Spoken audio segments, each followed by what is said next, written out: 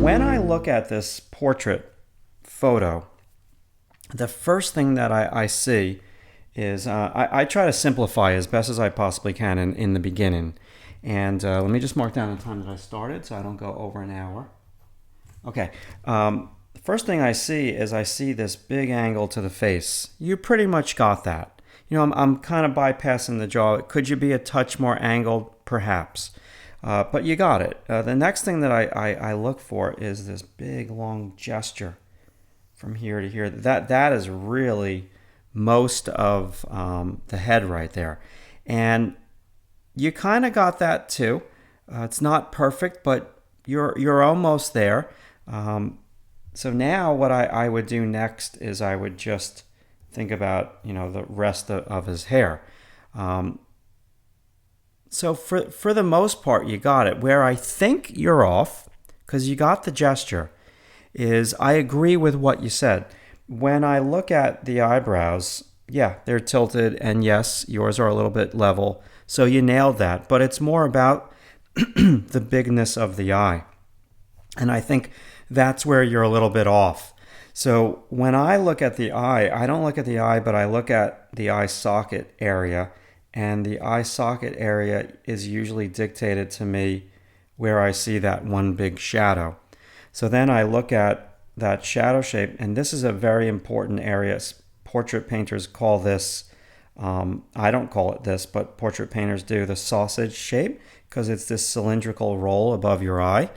But more importantly, from here to here, that doesn't look bad.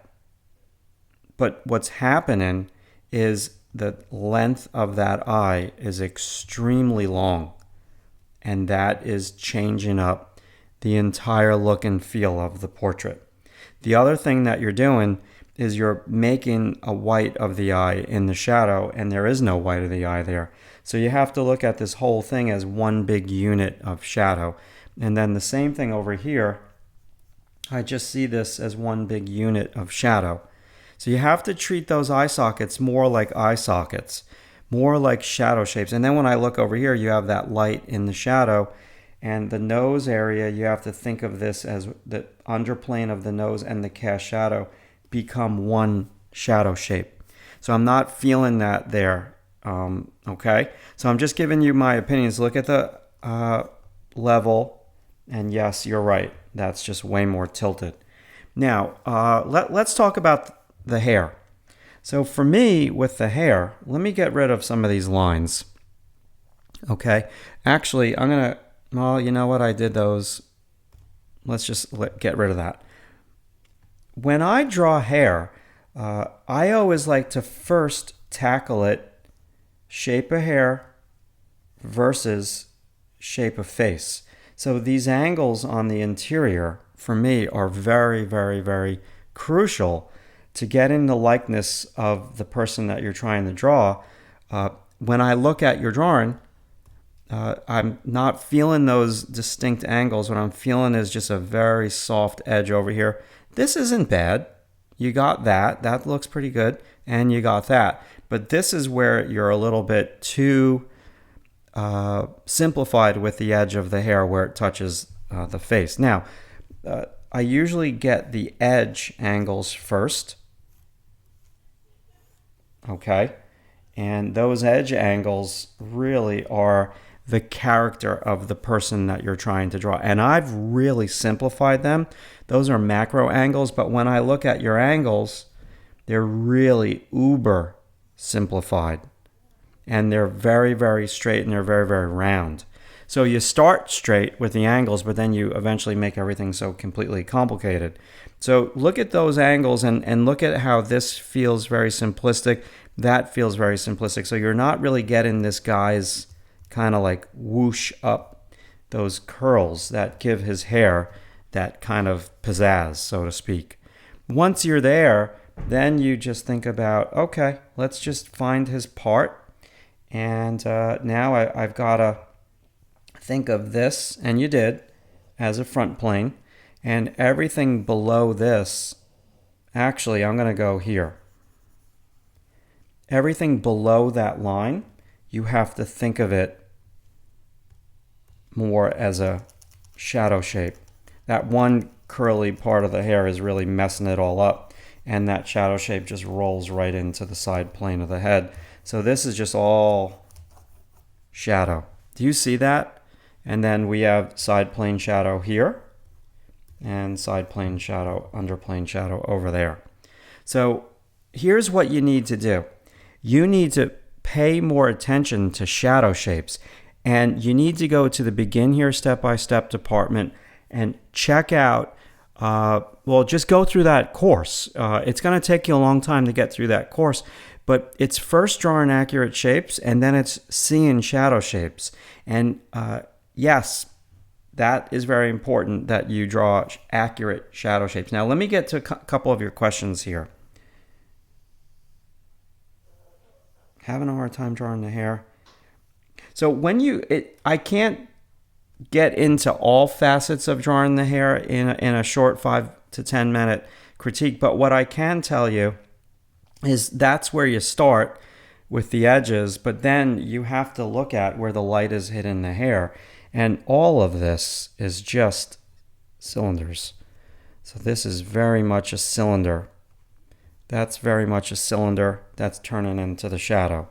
All of this here is just pretty much a cylinder. Okay? You have to think of cylinders all the time. And then this part of the hair is curling up. So that's the inside of a cylinder.